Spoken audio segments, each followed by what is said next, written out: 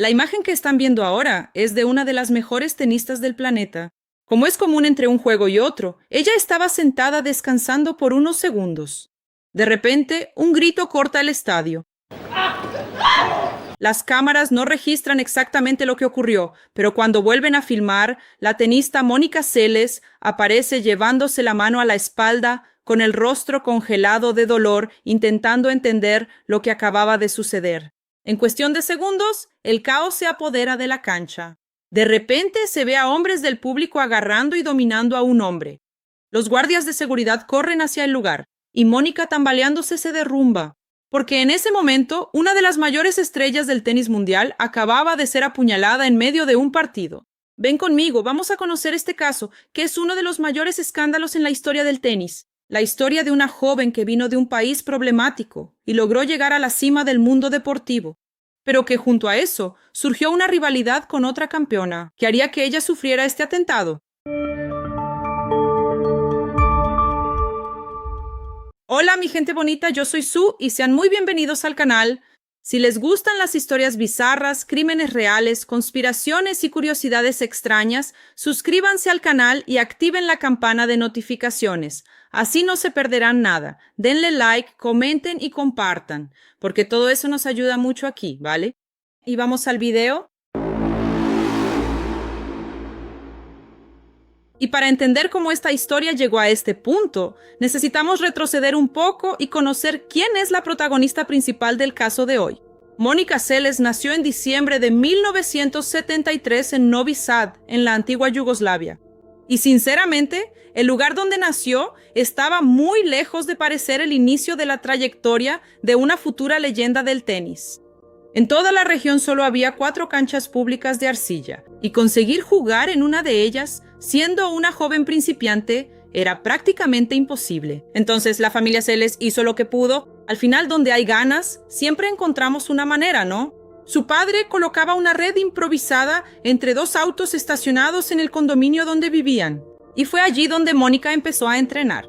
Su padre, Karold, que no sé si está bien decirlo así, ¿vale? Era un tipo súper alto, de buen rollo, siempre de buen humor. Era de esos que siempre veía el vaso medio lleno en vez de medio vacío, ¿sabes?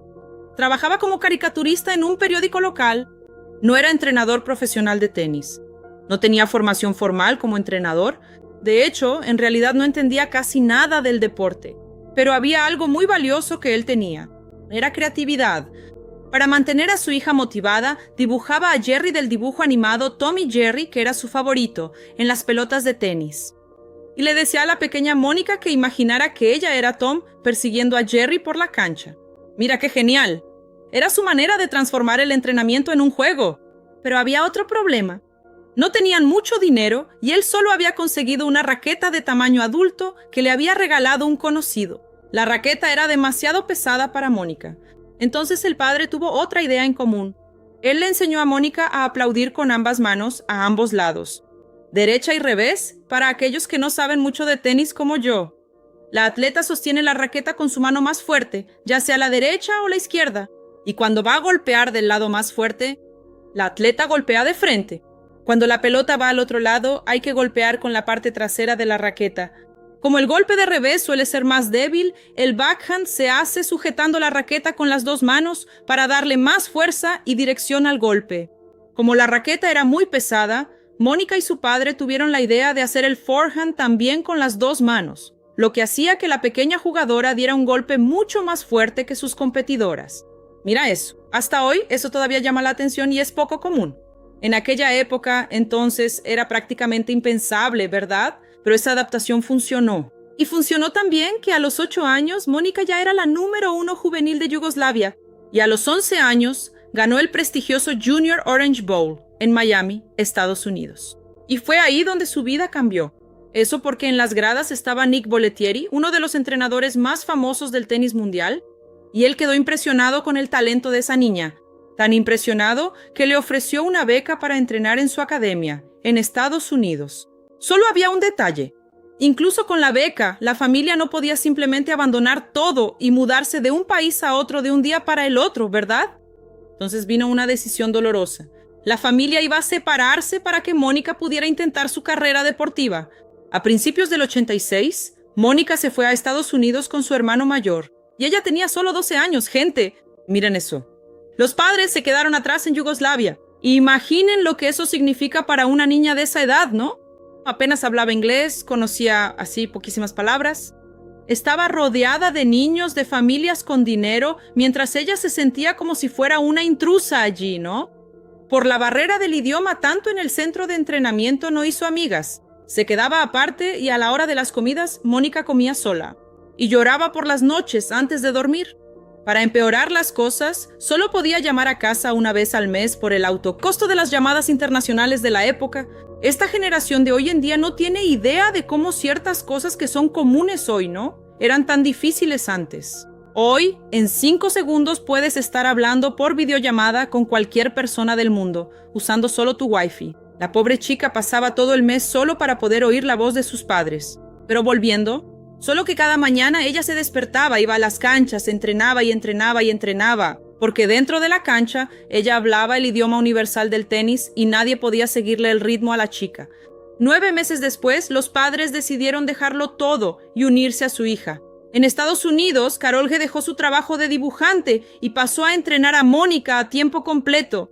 Parecía que esa reunión y volver a entrenar con su padre era lo que le faltaba, porque poco tiempo después, a los 14 años, Mónica jugó su primer torneo profesional y venció a la número 31 del mundo en sets corridos.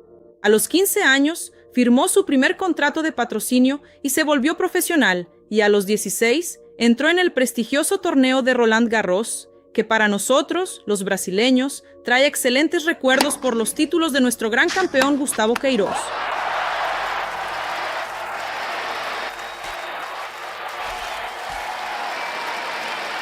Y ella hizo algo que nadie de esa edad había hecho antes. Derrotó a Steffi Graf en la final.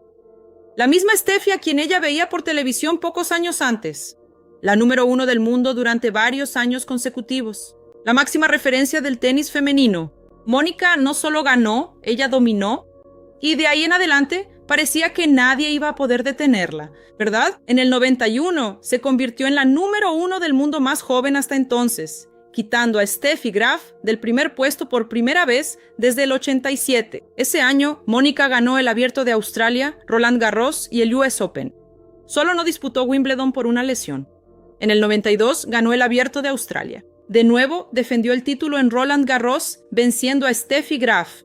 Una vez más, en un partido histórico, convirtiéndose en la primera mujer en ganar 3 Roland Garros por 3 años consecutivos. Y el mundo empezó a darse cuenta de algo. Estaban presenciando el ascenso de un fenómeno del tenis. Los comentaristas ya empezaban a preguntarse si estaban viendo surgir ante sus propios ojos a la mayor estrella del tenis femenino. La técnica de las 2 manos, que al principio parecía extraña, se había convertido en un arma real. Entrenadores de todo el mundo empezaron a enseñar este estilo en las categorías de base. Ya verás. Pero mientras el mundo veía a la nueva atleta dominar el mundo, por otro lado, alguien estaba viendo cómo todo eso se desmoronaba. Y esa persona era Steffi Graf. Steffi Graf ya era una gigante del tenis antes de que apareciera Mónica. Ella nació el 14 de junio de 1969 en Alemania y llevaba dominando el mundo del tenis desde hacía mucho tiempo. Era la número 1 del mundo desde 1987. Mira eso. Ya tenía 8 Grand Slams cuando apareció Mónica en 1990. Era la gran referencia de la modalidad. Pero Mónica llegó arrasando y de repente el juego cambió. La forma agresiva de Mónica, la intensidad, la potencia, todo eso desafiaba completamente el estilo de juego de Steffi. Pero no era solo el estilo de juego de Mónica lo que llamaba la atención, no. También estaban los gritos.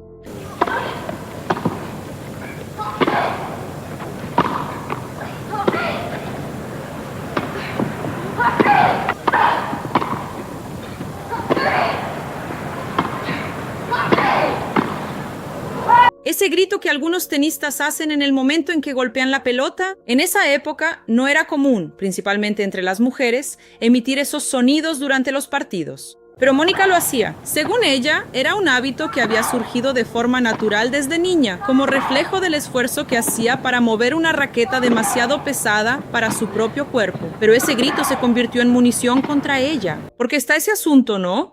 A todo el mundo, especialmente a la prensa, le encanta animar el ascenso de una nueva estrella.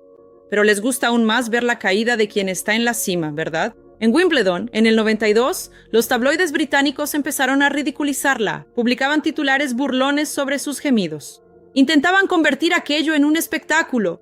Llegaron incluso a medir los decibelios de los gemidos con aparatos electrónicos. Gente, ¿pueden creerlo? Y la presión no venía solo de la prensa, otras jugadoras también empezaron a quejarse. En la semifinal, su adversaria Martina Navratilova llegó a interrumpir el partido para quejarse con el árbitro sobre los gritos de Mónica. Y cuando Mónica entró en la final contra Steffi Graf, cedió. Se quedó en silencio, no emitió ni un solo grito durante el partido. Suprimió algo que formaba parte de su juego desde niña. Y pagó caro por eso, porque perdió la concentración y Steffi demolió a Mónica en esa final en menos de un set a 1.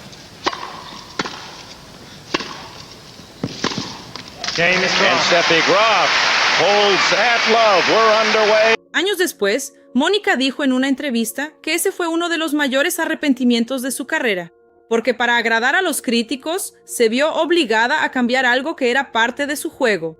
Pero Mónica aprendió. 2 meses después, en el US Open, volvió a jugar a su manera. Los gritos volvieron, la potencia volvió y el dominio regresó junto con ellos. A principios del 93, con 19 años, Mónica Seles ya tenía 8 títulos de Grand Slam, había llegado a la final en 33 de 34 torneos. Ella no solo estaba ganando, estaba dominando el circuito femenino de una manera impresionante. Era una noche fresca de primavera, el 30 de abril de 1993, en la ciudad de Hamburgo, en Alemania. El estadio estaba lleno, unas 6,000 personas seguían los cuartos de final de la Citizen Cup. Mónica Seles se enfrentaba a Magdalena Maleva y estaba a una ruptura de saque de cerrar el partido. Aunque este era un torneo de menor relevancia, de menor importancia, Mónica lo estaba usando como entrenamiento para su gran objetivo. Faltaban solo 3 semanas para Roland Garros, el torneo que ella dominaba y que podía ganar por 4º año consecutivo.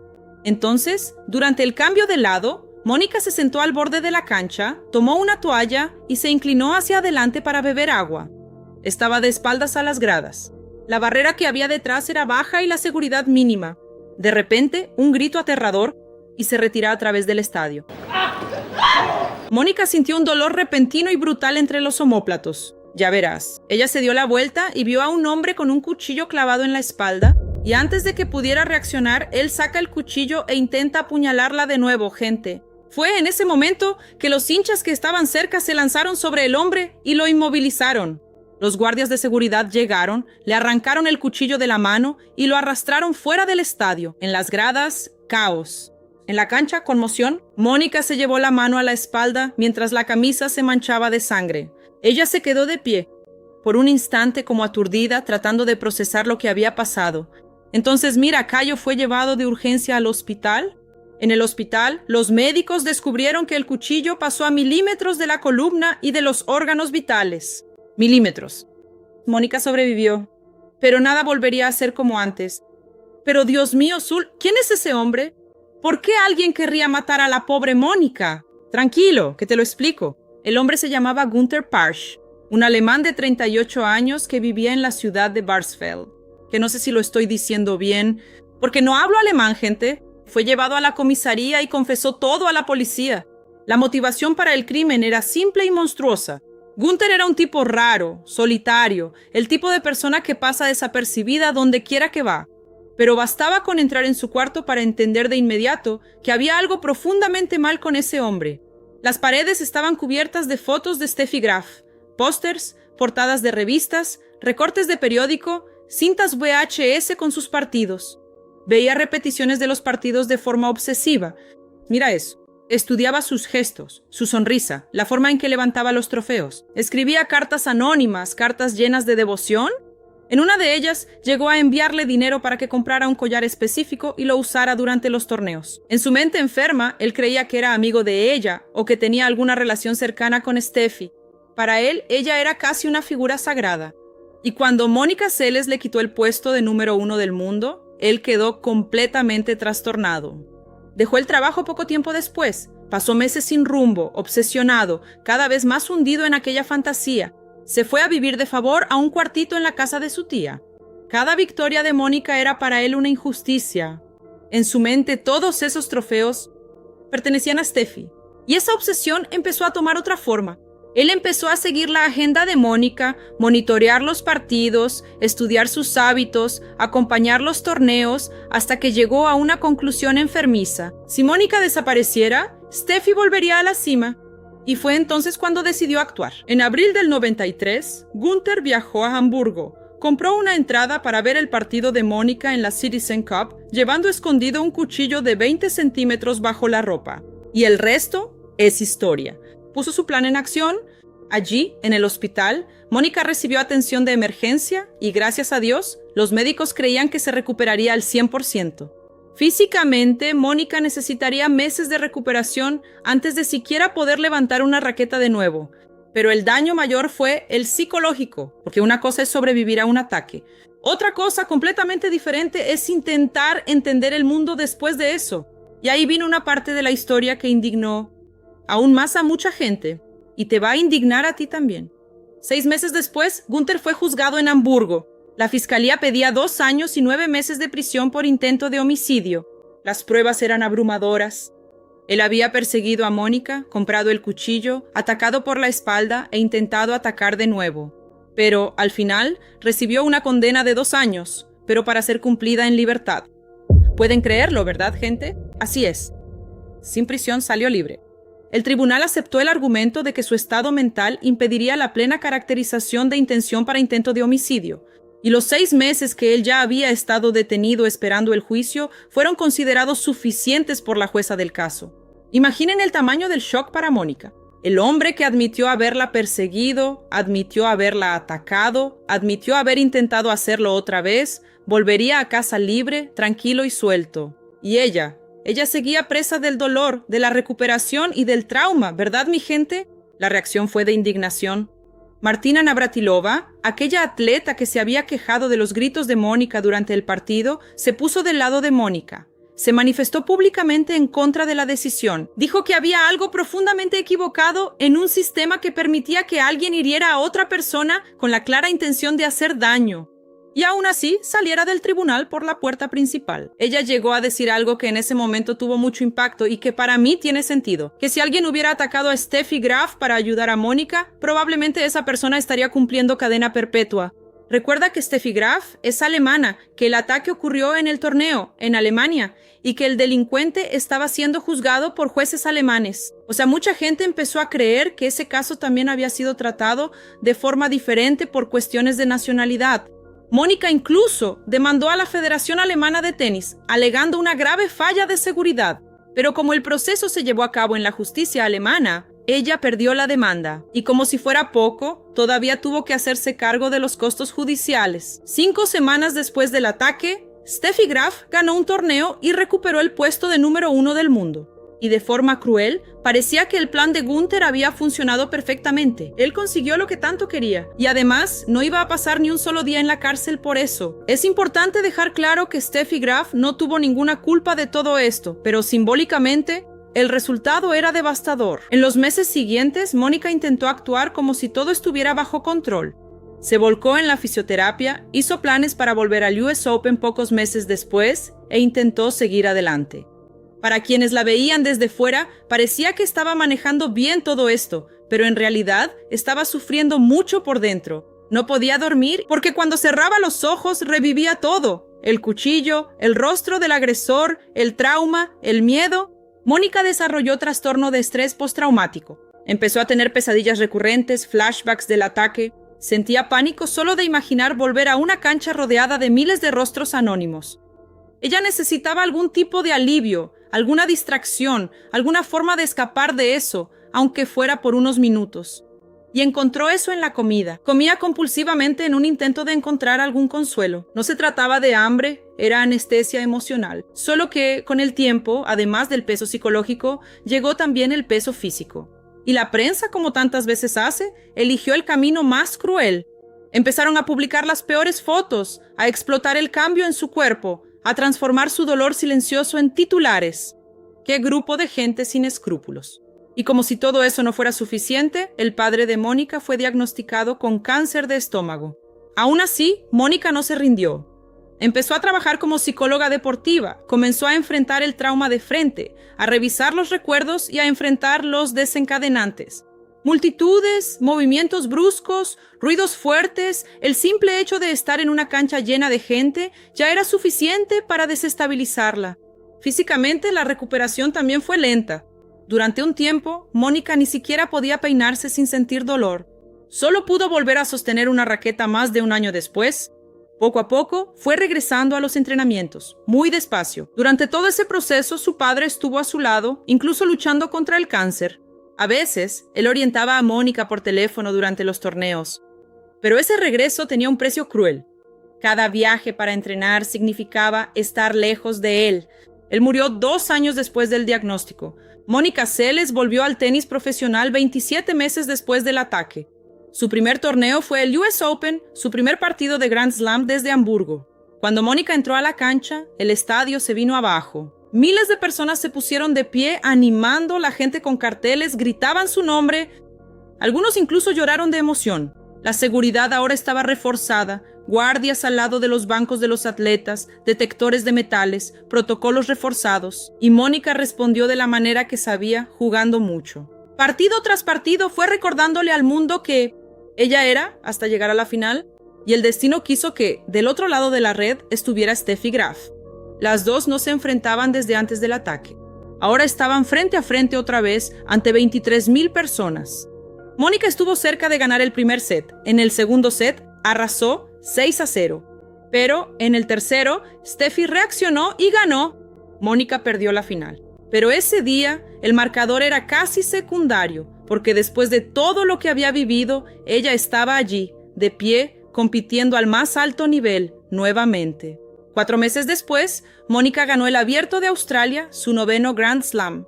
Aún así, conquistó la medalla olímpica de bronce en Sydney, en el año 2000. Siguió compitiendo. Ya no tenía aquel rendimiento arrollador de antes del ataque, pero, aún así, se mantuvo en el top 10 durante más de una década.